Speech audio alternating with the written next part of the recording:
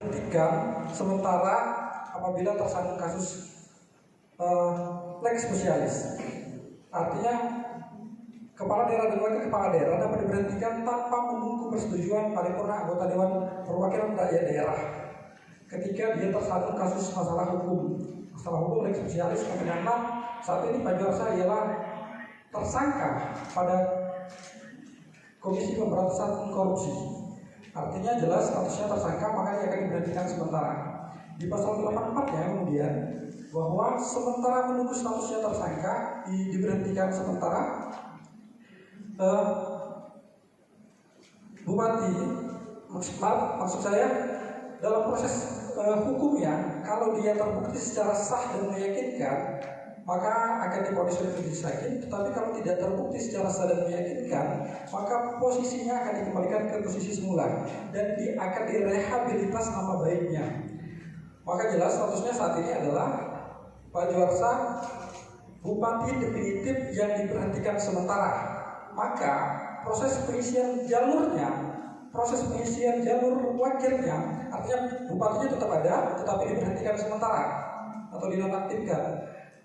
Banyak pertanyaan yang muncul di KPU, Pak, bisa milih sepaket nggak Pak? Katanya bisa milih sepaket bupati dan wakil bupati, atau memilih wakil saja. Jawabannya secara jelas tidak bisa, karena posisi bupati masih ada. Beda kasusnya, tapi ini beda kasus ya. Kalau Pak Juarsa tiba-tiba mengundurkan diri, tapi ini saya tidak berbicara sejauh itu karena itu bukan domain saya. Kembali ke yang tadi.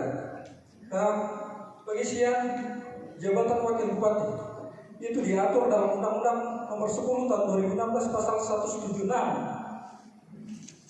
Di Pasal 176 mengatakan bahwa wakil kepala daerah, apabila terjadi kekosongan wakil kepala daerah, maka dapat diisi melalui mekanisme pengisian dengan cara dipilih oleh DPRD setingkat. Dalam hal ini DPRD Kabupaten Muara Enim.